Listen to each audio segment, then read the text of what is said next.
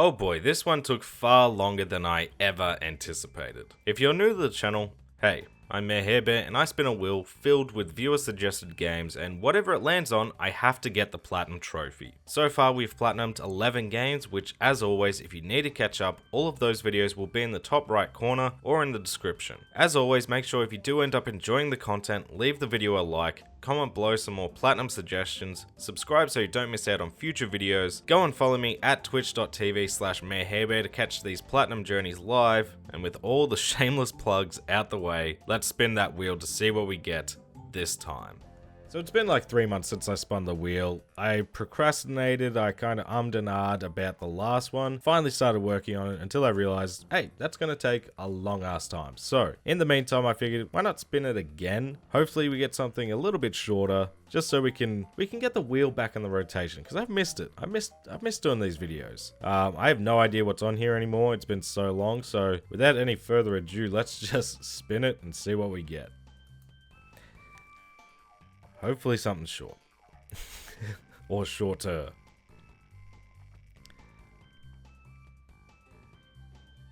Okay. Borderlands isn't too bad. It's you know, potentially long. I have no idea what the platinum's like, honestly. I'm just guessing.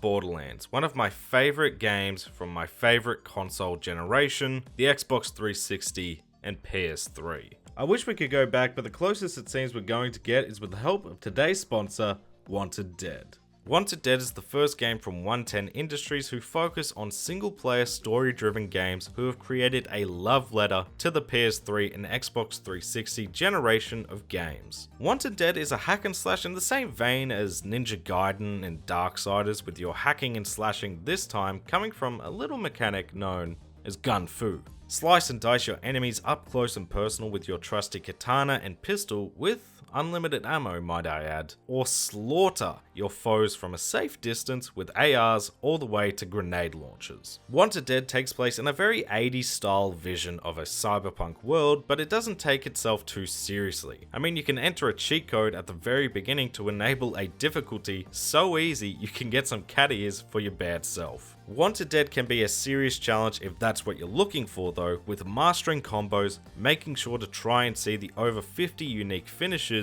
and learning each boss's movesets and weaknesses being vital to your success. Currently, 110 Industries is offering a hefty 60% discount on Wanted Dead. That's right, 60% off. None of these itty bitty 30 and 40% discounts. We get treated right out here. This special offer is available on PlayStation 4 and 5 until December 20th. Wanted Dead is also available on PC and Xbox consoles. So why wait? Grab your copy now using my link in the description and dive into a true hidden gem. Thank you to Wanted Dead for sponsoring today's video, and let's get back to Borderlands. I simply adored Borderlands back in the day. I replayed it over and over again to the point where I burnt myself out and haven't picked this game up since Borderlands 2 released back in 2012. I think 11 years is enough time between playthroughs, so what's the platinum like? According to PSN profiles, Borderlands ranks a 4 out of 10 in terms of difficulty, requires 2 playthroughs, and should take 50 hours to complete. But that's just the main game, as when you include all the DLCs, that total playtime jumps to a whopping 98 hours, which is the journey we're embarking on today. We're not just talking main game trophies, we're doing the complete 100%. I know, I'm an absolute legend. Or a fool, I'm honestly not sure which one yet, but regardless, sit back, relax, and let's start this journey. We booted up the game for the first time in over a decade, selected our Vault Hunter, Lilith, due to popular demand, and began our journey in the town of Firestone. Now, I'm not gonna lie, the main trophy list in Borderlands is pretty straightforward. I mean, in our very first stream, I managed to unlock 20 trophies, and I didn't leave the first area yet. Oh boy, am I gonna miss that type of productivity later in this journey. Anyway, I'm gonna spit these early game trophies off quickly. We killed an enemy by jumping on their head. Completed 5 missions in Firestone. Working on. Paid in Firestone. Discovered Skag Gully. Remember the fun? Reached level 5. 3 sequels. Ding! Newbie! Defeated an enemy with the Siren's ability. Totally outrageous. Killed an enemy with Siren's action skill. I haven't done that yet, which is embarrassing. And reached level 10. Ding! Novice! It was around this point I realized I had some co-op trophies to try and knock out, and thankfully the man, the myth, the legend himself, G&T Puppy, stepped in to help us win a duel without taking damage. Win a duel against another player. Let's go! Duelicious! Revived a fallen teammate. There you go. And emerged victorious from an arena match. Hey Jazzy, how are we, buddy? Can't we get beyond the Thunderdome? This won't be the last we see of old Puppy, but for now, he bid me farewell, and we got back to the grind solo, where we managed to kill 5 rack in less than 10 seconds. Rootness, tootness, shootness. Defeated 25 enemies by running them over, when maybe... Ooh, getting a little blood on the tires. Found and applied an elemental artifact. What's this for? Oh. You call this archaeology? Discovered Sledge's safe house. Yeah. Woohoo! And defeated 25 enemies with explosive weapons. Types of things. Master Exploder. We weren't done with this session, but I did need to call on another subscriber to help me out with this next trophy, as you need to defeat one of Borderlands' main bosses in co-op, and Sledge was just around the corner. So enter another legend, Unknown, who stepped in and just made this encounter a cakewalk and helped me unlock trophies for discovering Headstone Mine, yeah, and defeating Sledge for 2 trophies. United we stand. And just before Unknown headed off too, he left me a stack of guns that whilst I couldn't use, I could sell. So I headed back to town, equipped a class mod. There are some who call me Tim. And earned a total of $1 million. What? Hang on. Pandora Dog Millionaire. Before calling it for the night. 5 hours down, 20 trophies out of 51 already unlocked for the main game, and that's the big reason I decided to go for Borderlands 100%, because the main game trophies are just sort of there. Very natural to come across as long as you're going for most if not all the quests you come across, and whilst every stream wasn't like this one, for our first playthrough this was sort of the norm. It was a new day and the trophies kept on coming, but I should probably explain why I'm still in Firestone after so long. I was trying to unlock the trophy Made in Firestone for completing every mission in the area, which is a decent stack of quests, and doing said quests gave us a lot of opportunities for combat to earn some more trophies along the way, such as for reaching level 20, Ding Expert, and defeating 25 enemies with both shock and incendiary weapons. Pyro! Another one already. Before finally, after an hour or so, we completed every mission in Firestone. Made in Firestone. Let's go! And finally we're able to move on with the story, where we basically did the same thing throughout. Arrive in a new area, do as many missions as we can, and then move on to the next. In this little pit stop of an area, we managed to unlock 2 trophies. One I had no idea how I unlocked, but after doing some research, was for getting kills with an AR, pistol, shotgun, SMG, sniper, melee, critical hits, explosive, corrosive, shock, incendiary, and grenades. 12 Days of Pandora. What is this for? Master the technology of Pandora. I don't even know what that's for, but we'll take it. And the second for racing around the ludicrous speedway in less than 31 seconds, which I definitely got first try. There we go. Woohoo! Speedy McSpeederton. And after the cycle had concluded, we moved on once again to where we'd be spending the majority of our time for the rest of the playthrough, the Rust Commons, where we'd ultimately need to snag the trophy Made in New Haven for completing all available missions in the Rust Commons. A task that was far larger than I ever anticipated, but I'm getting ahead of myself. As we explored, completed quests, fought, the usual, I finally sold my 50th gun. Fence, let's go! Killed 25 enemies with corrosive weapons. Woohoo! Face melter. Reached level 10 with any weapon type. Shotguns were a go-to for me for a while there. Woo, weapon aficionado. Discovered the scrapyard.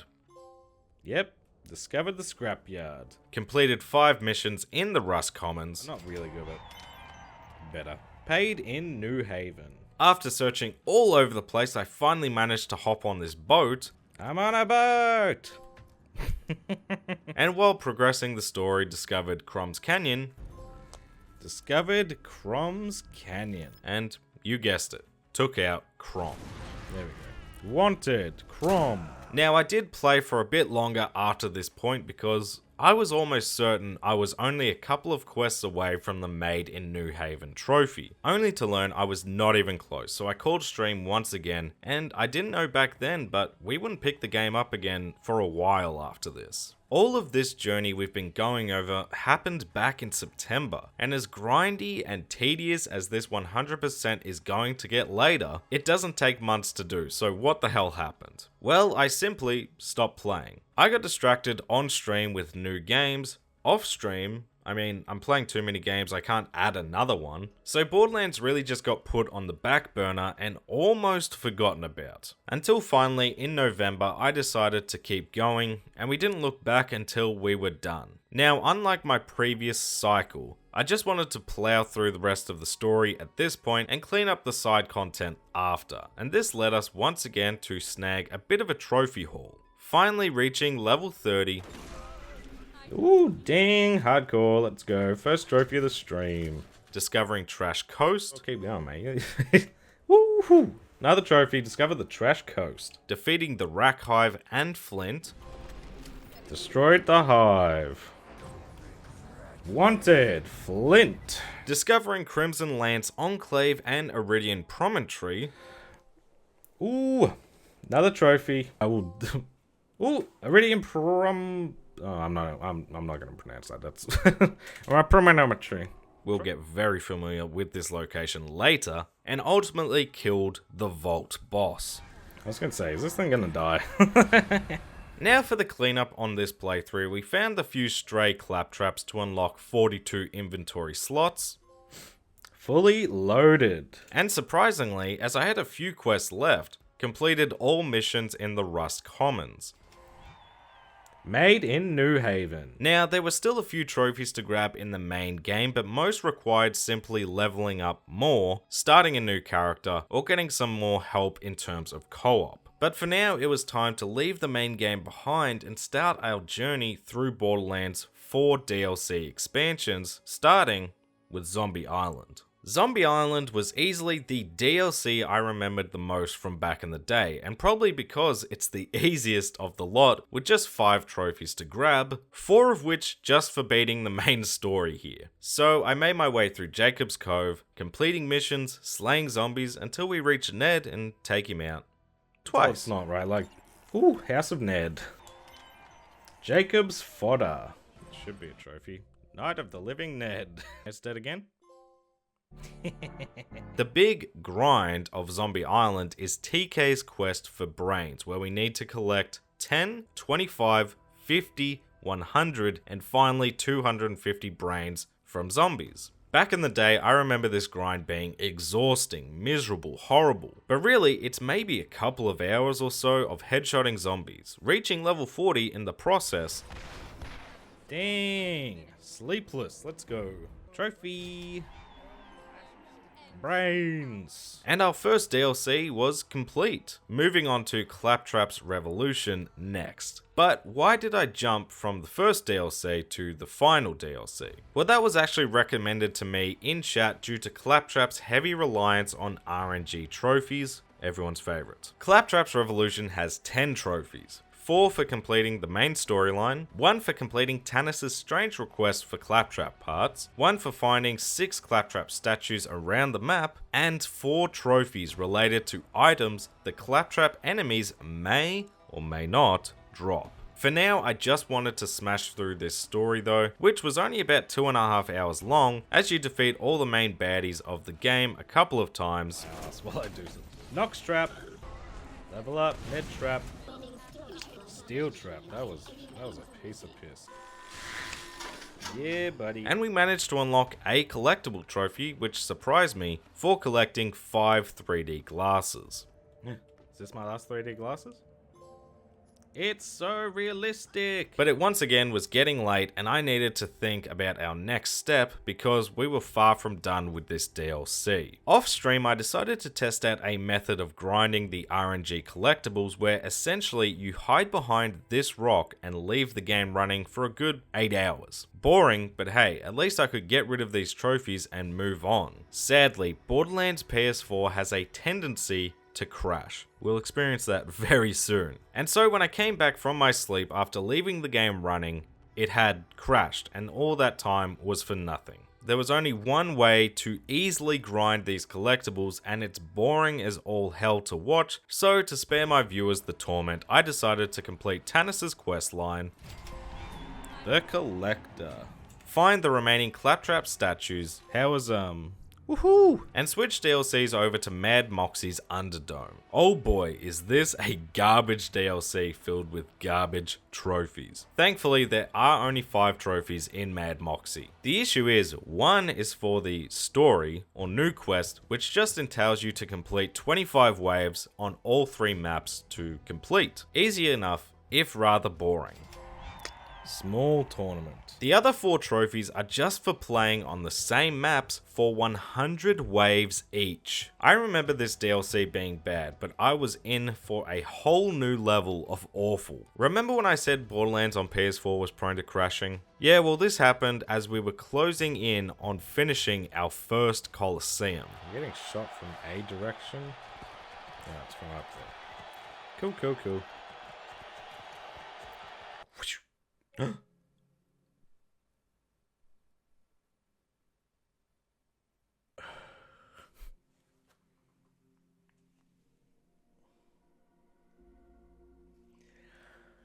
Oh my fucking god, it actually happened! That is ridiculous. Okay, guess we're not doing 100%. In retrospect, that was a very measured response, and I think that was due to being aware the PS4 version of this game does not like this DLC, and is prone to crashing in the late rounds for whatever reason. But I was still livid after spending 2.5 hours playing a god-awful mode I hated for no reward. I pretty quickly just decided to exclude this DLC entirely. I don't like it, it's buggy, get rid of it, and let's move on to the final DLC, the Secret Armory of General Knox. Don't worry, I do have a change of heart once the dust settles. Back to some positives for once. I loved this DLC back in the day, and that was really no exception here. We have another 10 trophies to collect. 4 for completing the story, 2 for reaching level 51 and 61, and 4 more relating to side content. So as always, first we made our way through the story snagging those trophies. Making a monster. Oh, come on. Speed kills. Meet me back at school. Athena, out. Sorry. Depot demolition, or depot. And then the trophy grind essentially came to an almighty halt for a couple of streams. Seriously, in about 10 hours of content, I managed to unlock a single trophy for finding and killing all the loot midgets. Yes, sneaky little buggers. Oh my good lord, it's been so long. Before, I simply had to head back to the main game and begin playthrough 2. It was at this point, and honestly most of our DLC journey, that the XP gain was abysmal. And we were basically stuck in the mud at around the mid-40s, still needing a good 15 or so levels just for trophies, not even to mention old Crawmerax. Thankfully, a second playthrough doesn't take much effort, maybe 3 or so hours to get to the final boss again, and the closer you get to the end, the more the enemies finally start to come up to your level and begin to start giving good XP once again. Right near the end, finally reaching level 50. Yes!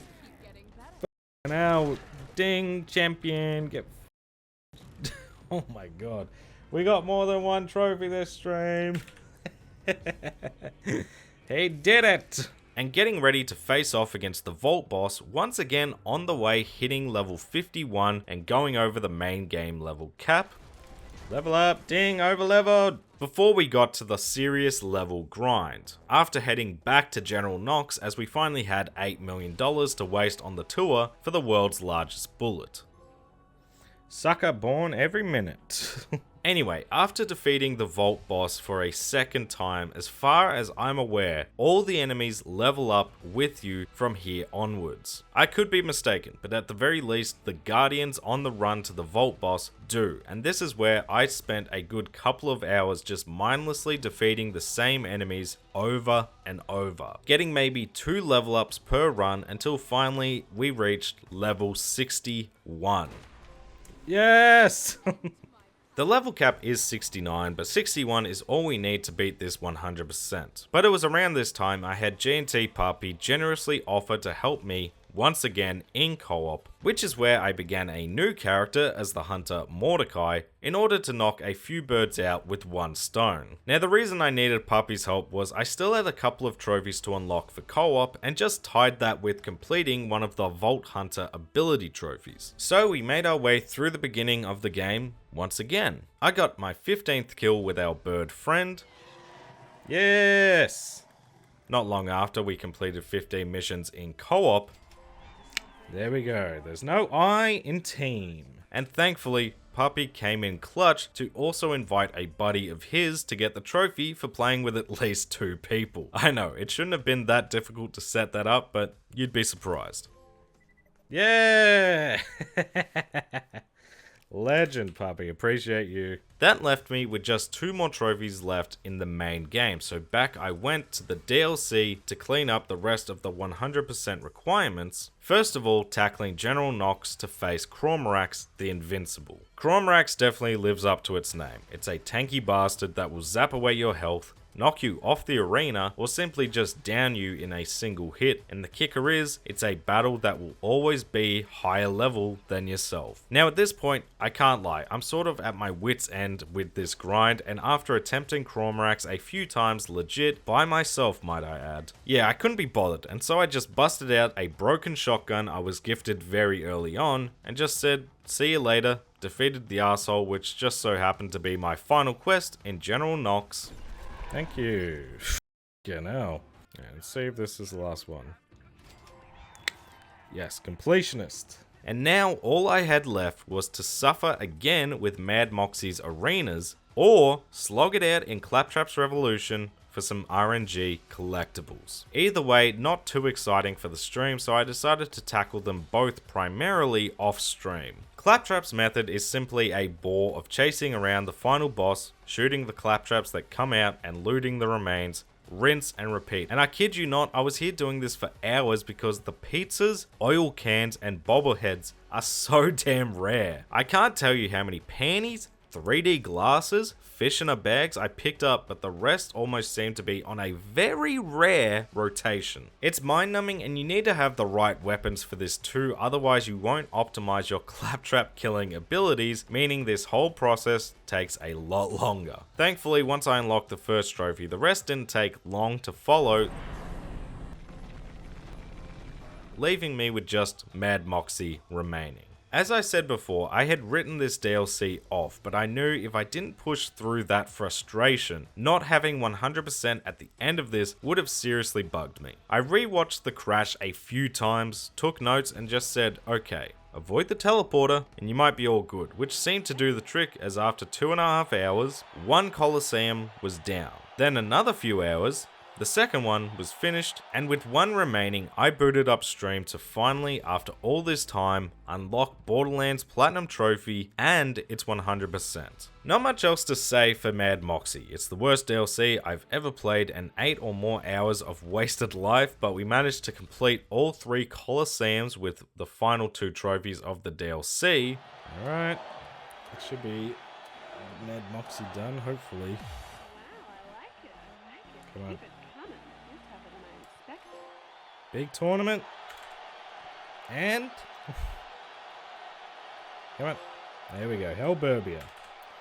Woohoo! And started 2 new playthroughs as the soldier Roland and the berserker Brick. Got to level 5 with both and 15 kills apiece, and the Borderlands Platinum journey was complete. Down in front. Woohoo! Reckless Abandon and Borderland Defender. Holy moly. Leave. And the beauty, 100%. 100%. Get out. Get out! So, after 63 hours in total, honestly, I don't know where those DLC time estimates come from, but I'll take the 35-hour win. What did I think of Borderlands Platinum and the game in general? As for Borderlands itself, man, was it awesome to come back to this game that started a series I love. Yes, it's dated, it's a very brown looking game, the gameplay isn't as timeless as the visuals, but it's still a blast to play to this day and made me genuinely excited to revisit 2 and the rest of the series because of how much I've missed the Borderlands world. As for the Platinum journey, that's a bit of a different story, or should I say the 100%. The Platinum for Borderlands is really straightforward. I mean, I think you're looking at a 30-hour Platinum here, and a very natural Platinum at that, as long as you can wrangle in some co-op partners. The 100% or DLC trophies are where my enjoyment of Borderlands really took a hit, especially Claptrap's Revolution and Mad Moxie's Underdome. Claptrap is filled with RNG collectibles, and the best way to grind those collectibles is utterly mind-numbing, and Mad Moxie's just feels like a waste of time. It's a